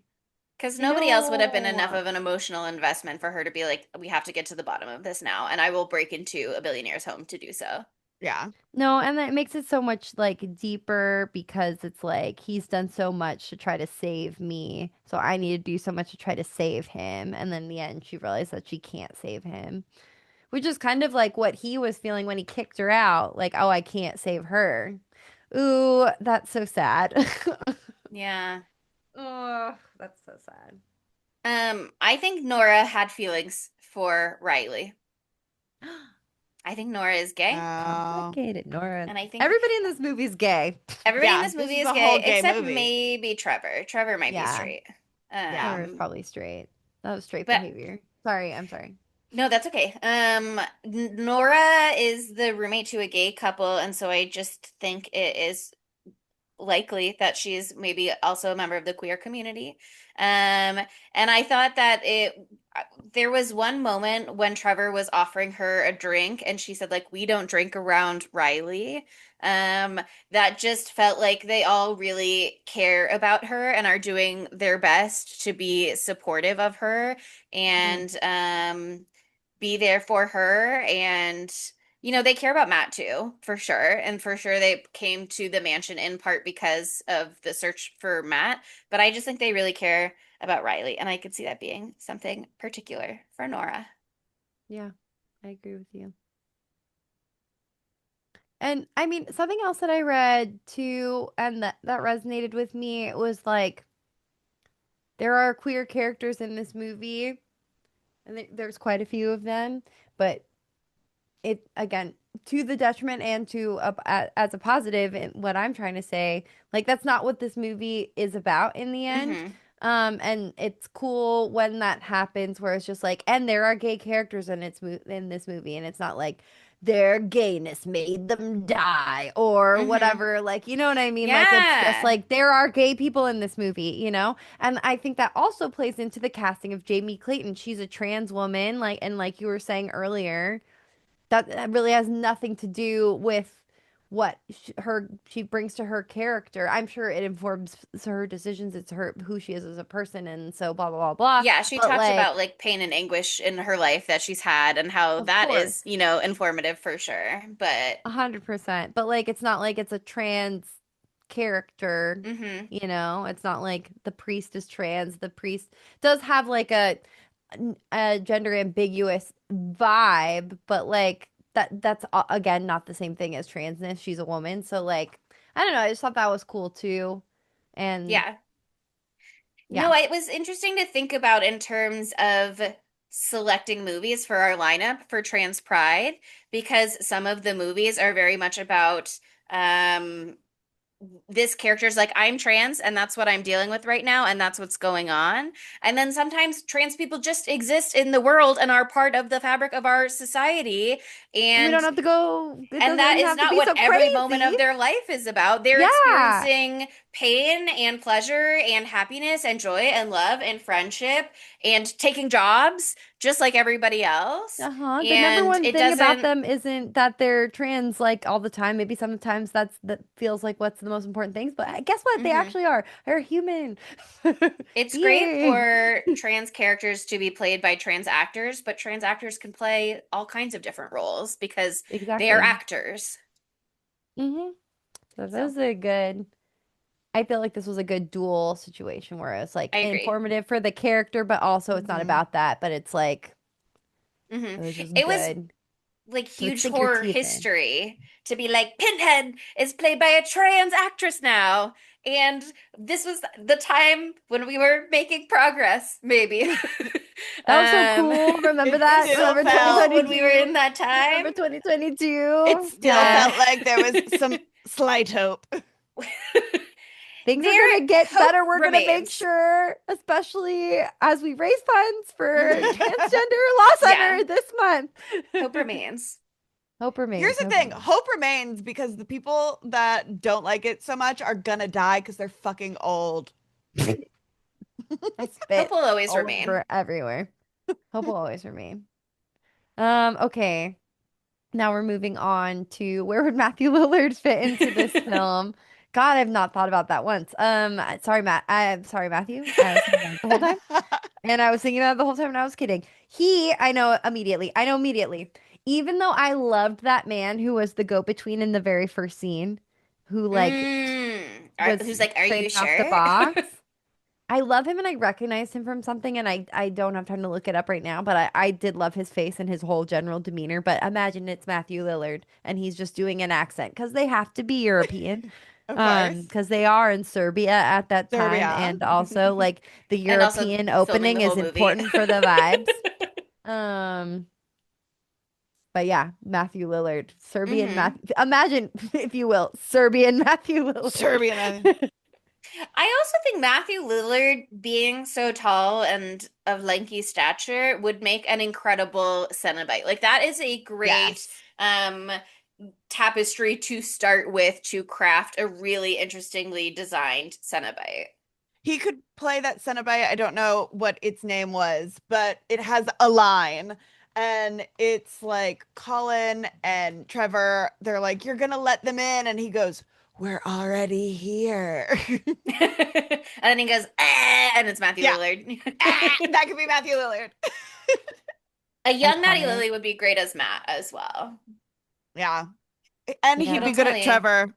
hmm yeah, So yes. sexy as Trevor, young Matthew Lillard. But ultimately, Oh I my would Unfortunately, just put him God. in this movie He would as have an been additional so Cenobite. good. yeah. He would have been so good as a young Matthew Lillard. Wow. If I Uh, could speak, it would be so cool. But him as Trevor, if he was like young version of him, fuck, Hmm. that would be And here's the thing, crazy. I don't want him to be Roland, but he would Yeah. slay. the boots house down with Roland, I do like the guy unfortunately. from Timeless being Yeah. Roland, though. Did you guys ever watch that show? That show No. is so silly. No, I know. Incredibly silly show. Okay, that brings us to our dumb bitch. And I feel like there's two real strong contenders right there. I have a third actually, but I'm Oh. happy to wait my turn. The two strong contenders are Trevor and Roland, by the way. Roland Hmm. Voight, not Ronald. Hmm. Hmm. The guy with the nerve thing in his chest, in case you're confused, because we didn't talk about him that much because I don't care about him. Who's the third? The Cenobites, because Oh, they're like Roland is sacrificing all of these people, and then they're like, sure, we're gonna give you endless power to continue to sacrifice and dominate people's pain and blah blah blah. I'm just like, he is the worst possible person to be giving this responsibility to. I mean, maybe that's he's actually fair. the best, so maybe they're very smart to pick him. And maybe they had no choice. They had to do something. They had to give him exchange his gift for something. And it could be suited. I like both like it because it's a torture for him clearly when we see him and his transformation, but also they say something that is like, our power lies in dominance and the sovereignty of anguish, and now it will be yours to wield. That's what they say to him. And I'm just like, he does not need to be the sovereign of anybody else's anguish. He's done that enough. Yeah. Hmm. That said, I think Roland is the ultimate dumb bitch. Trevor's a dumb Yeah. bitch because it's like he But he's doesn't an even know what he's getting accessory. into, and then he does know what he's getting into, and he still is like not, you know, stopping the train on the tracks to any degree. Maybe he's kind of like watching it go by and peeking through his fingers and going, "This isn't what I planned," but he's like not doing anything to change the situation. Roland, however, number one dumb idiot in my opinion. Agree. He is like trying to convince Riley to give him the wish or whatever at the end. He says, I had experienced everything afforded to man, and still I wanted more. I chose liminal. I Yeah. chose sensation. But the Cenobites, their tastes were not what I imagined. They preyed on my nerves, pulling them in random cycles, stopping just enough so I could never grow numb. I don't know what they promised you. Knowledge, love. I sought pleasure, but all they have to give is pain. It's a trick, all of it. It's like if you know that the wish is a trick, why do you want a second wish? It's not going to work out. It's a trick again. You got tricked once. Dude. Fool me once, shame on you. Fool me twice, shame on me, girl. You're getting Fool me fooled twice. twice. You can't fool Stupid, me once. You can't fool me again. dumb idiot, dumb bitch. I agree 100%. Trevor is just an accessory to dumb bitchery. And, you know, Yeah. That said, that beautiful doesn't home, win him the Roland. award. Gorgeous home, Roland. Gorgeous Gorgeous home. cage. Gorgeous home. Hmm. Great spooky creepy vibes, Roland. Honestly, hot, but wrong, you know? Reminded And me a that lot of the house happens. in 13 Ghosts. 100%. Yeah. That's why it feels like Maddie Lily should have been there. A little trapdoor. Ooh, that's fun. Exactly. Oh, things are shifting like a clock. Okay, where have I seen that before? Oh, there's a bunch of demons who look crazy fucked up who are coming to get us. Yeah, I've been there. No, yeah, they took Probably a page 13 out Ghosts of was 13 Ghosts referencing for show. the original Hellraiser, but Well, but the house, the like moving house hmm thing, that they yeah, I think that was definitely other way around because 13 for Ghosts sure. happened before this one. Anyway, it's time for knives out of fives. Chelsea. On IMDb, this movie has 5.9 out of 10, and on Rotten Tomatoes, this movie has 68% fresh from critics and 57% rotten from audiences. And it did also do some awards circuits, but they were all horror specific awards. So, like, it went to the Golden Scythe Horror Awards in 2023, and it was nominated for Best Director, Best Adapted Screenplay, Best Sound Design, Best Production Design, and it won Best Costume Design, and it was nominated for Best Remake or Sequel. Um, and it was at the Queerties Ooh. where Jamie Clayton was nominated for Best Film Performance, and it was at the Fangoria Chainsaw Awards where it was nominated for Best Makeup FX, Best Supporting Performance for Jamie Clayton, Ooh, and Best Streaming Premiere Film. But I do think this movie a little bit got lost in the straight to, I mean, COVID. I think it was always, maybe not always. but it was a Hulu distributed movie, so it was never going to be in theaters. And I think a lot of people by 2022 were kind of like stepping back out into the world post quarantine, Mm-hmm. COVID. even though they were very much like making this film during COVID, during quarantine, blah, blah, blah. That's one of the reasons why Doug Bradley didn't make an appearance. It was like both because of that and because he was like, let me just leave my legacy intact as it is without like touching it again. But I think it just kind of because of when it was released and when they were pushing it and that it was straight to streaming, I think it had a lot of buzz beforehand and not necessarily a lot of chatter afterwards. Yeah. No, I remember being very hype and then I never watched it, you know. It's hard because like Hulu does have some really good horror releases that go straight to video. I can name three right now. One of them is this one. But the other one is Fresh and then also oh God, the alien one that we loved. No No one will other save something. you.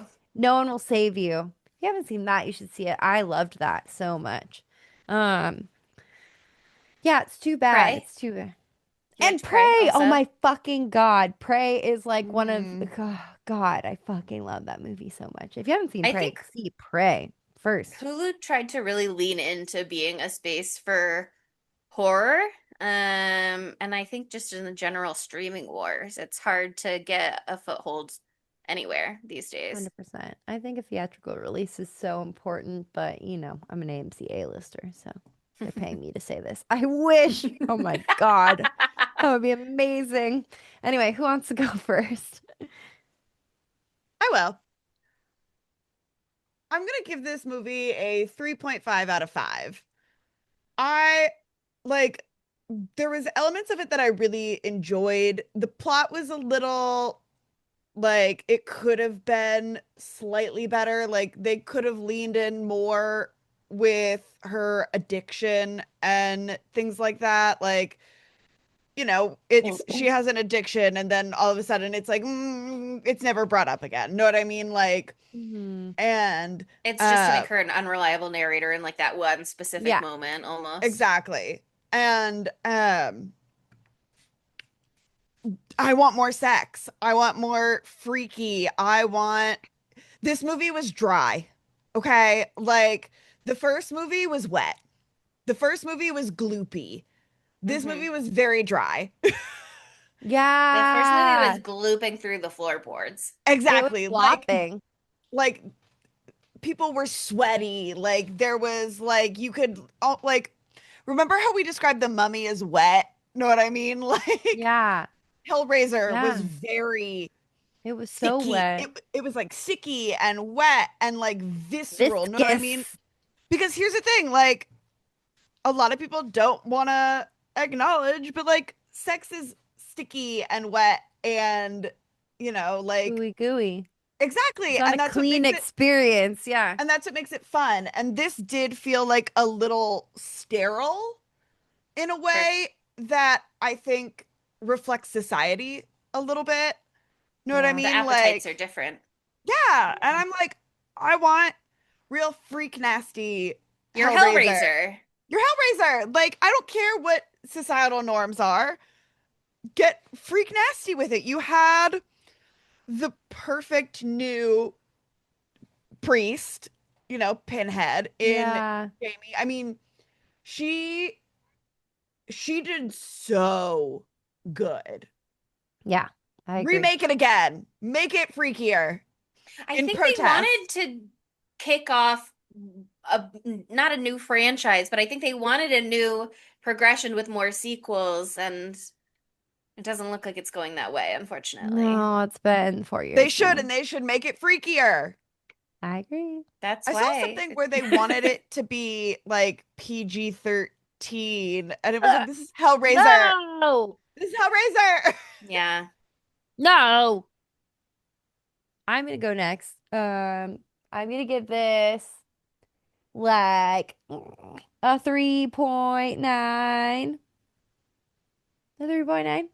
I gave extra points because of Jamie. Um, because it really does drag for parts of it.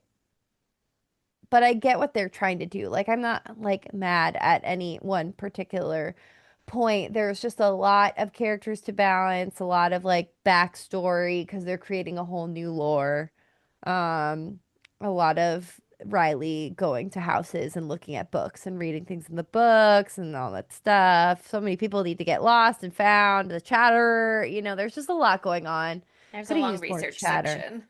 It's so important. It's so important for research to be done, and so I respect Mhm. her for that. Um, but yeah, like I think there's a little bit of a pacing issue, but like again, Jamie as the priest is so powerful and so alluring. I wish there could be more of that. But like I already said on this episode, like less is more a lot of the time, and maybe because she's so sparsely in it, like it's more powerful. But then maybe less other parts of the movie. Maybe we don't have to have more of her, but less other parts of the movie. Maybe that could be the balance. But I'm still really glad that we did this, and I really liked our conversation about just like representation for trans people in a myriad of different ways. Like it doesn't have to be about them being trans. They're just a great person who is great at their job, getting a great role and doing an incredible job and bringing that experience, but it's not necessarily on the page about that. And so let's get back to 2022 vibes, huh? Anybody else want to co-sign that? That's it for Okay. me. I'm gonna chatterer up to do mine. Oh God. Um I'm gonna look away. oh, uh-oh, my AirPods are being squeezed out of my ears again. Okay. Oh No. no. I am going to give oh no, now I can okay. I'm gonna I was like I can't see my keys anymore. I set up everything so I could just type it, but I know my keyboard by heart. I'm giving it 4 knives out of 5s in the sense that for this to just be a movie, I really enjoyed it. It is long, but I like watched it. I like got home from a trip last night. I was tired, but I was like, I think the vibe is to just like stay up late at night and watch this movie. And it was a good late night full investment watch. Like it was a really, I was engaged in the story. I really liked where it went. I liked its like thesis statements. I liked the new lore that it was engaging with. I do think if I were rating it as like a Hellraiser movie, I would be giving it a lower knife rating. That's very fair. Right, Hmm. because it's one of those things. It's like you're Hellraiser, be Hellraiser, be freaky nasty. Like give us, it's like they're giving aesthetically the Cenobites look freaky nasty, and then they're not really bringing that vibe into the rest of the movie. Um, Giving poser.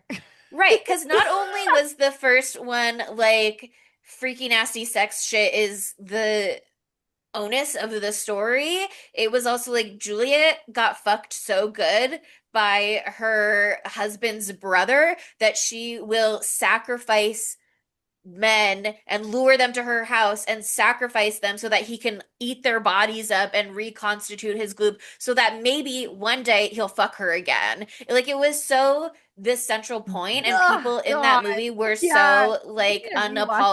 unapologetically, disgustingly Nobody was evil, stigmatized self-centered in this pleasure movie. seeking. Yeah. They were so unapologetically pleasure seeking to the detriment of everything else. And I can see how there's like a through line with the addiction storyline here of like seeking Pleasure pleasure in a and less sexual way, but Yeah. pleasure, relief from No, that's right pain. there, but So like it's it's not the there. not same. as It's it's not not as the erotic. same. It's like when we did Bone Lake and we were like, not enough boning at this lake. Exactly. It's like you're a Hellraiser movie. I want just a little more of that. I think if this really had launched a new Hellraiser series, and this was like the entry point that they get normies to go to the movie for and buy in on, that could be valuable. But that isn't the way that it played out. And also, I don't think normies were ever going to be like, oh my God, Hellraiser, should I check that out without I love it. knowing who Pinhead is? You know what I mean? Like, Yeah. Pinhead is the famed character from these movies. And I think Jamie Clayton's Pinhead was used perfectly here.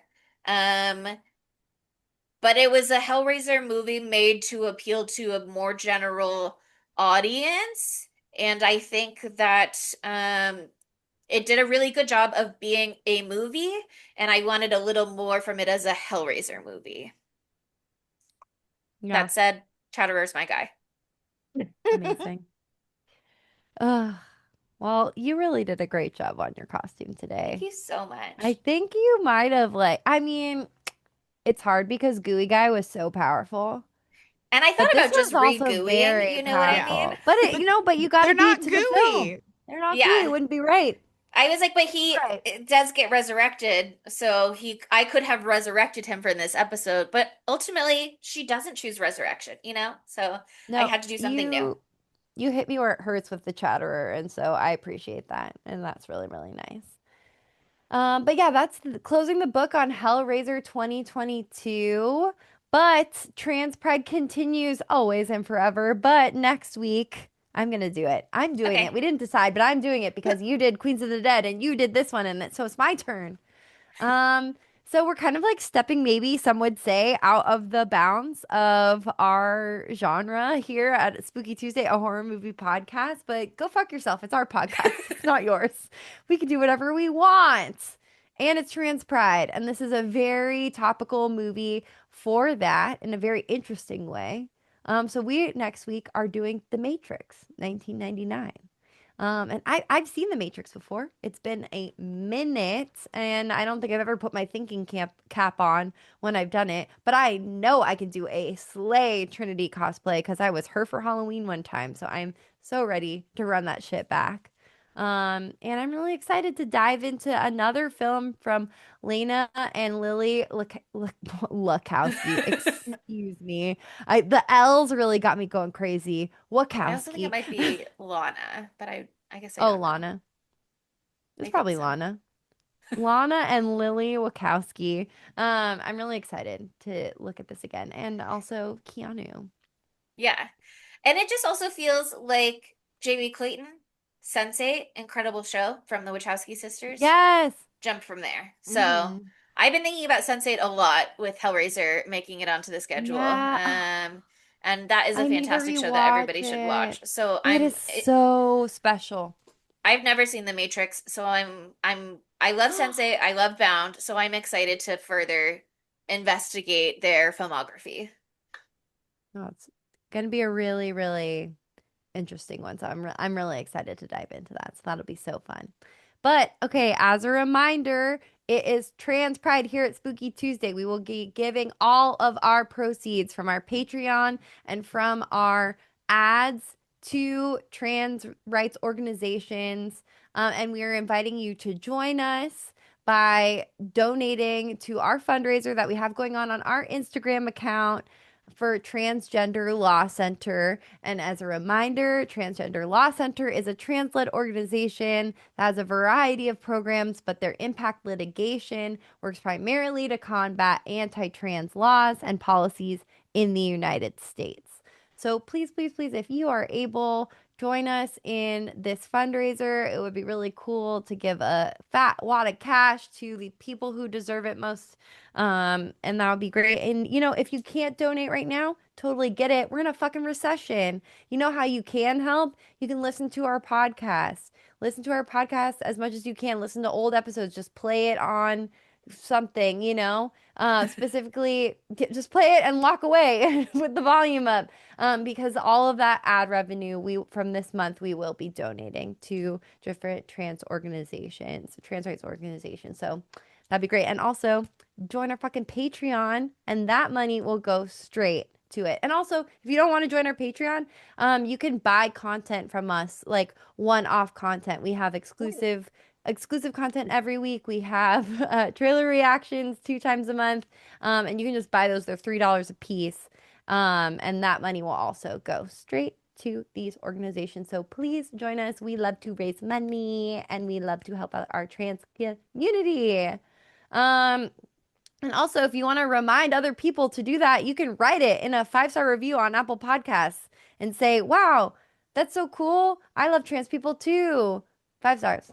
There you go. It's great. It's sending out good vibes into the world. Do it. Let's do it.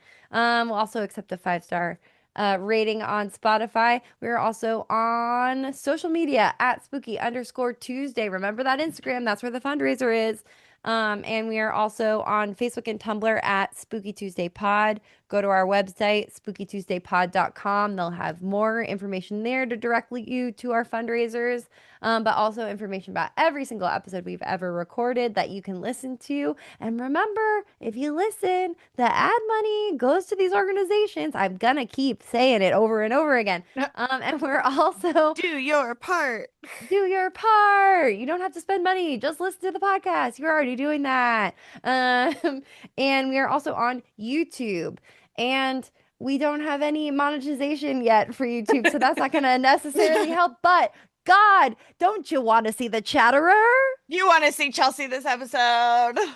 She was doing the teeth thing like a lot of the time, like Yep. too much of the time, some would say. But some would say might just say. the right amount of time. And it wouldn't be me, but maybe it would be you. And so you should watch it. And I'm Riley, which is just me, but like more jewelry and slightly gayer than I usually look. So powerful. And Sydney is wearing our favorite hat. What is it, Sydney? Oh, my Jumbo's clown room hat, which I feel like the Cenobites would love. They Yeah. would love Jumbo's column. Are you Yeah. kidding me? And I know Exactly. in my heart that someone at Jumbo's has done a Hellraiser themed dance. I know They that had that to. is true. Had 100%. to. There's no way. There's no way. Anyway, but that's it. Thank you so much. At the end of the day, I have to say thank you for listening, and we'll see you next Tuesday. Don't forget to fucking donate to our fundraiser. And yeah, happy Pride. Bye, spookies. Spooky Tuesday was created by Monica Height, Sydney Thompson, and Chelsea Duff, and edited by Sydney Thompson. Our gorgeously spooky tunes are all thanks to Tamara Simons, who you can follow on Instagram at Great18. That's GR818_. And our podcast art is by Ryan Brom, who you can follow on Instagram at Ryan Brom Art. That's RyanBrommArt. Learn more about Spooky Tuesday at spookytuesdaypod.com and subscribe to our Patreon at patreon.com/spooky_Tuesday.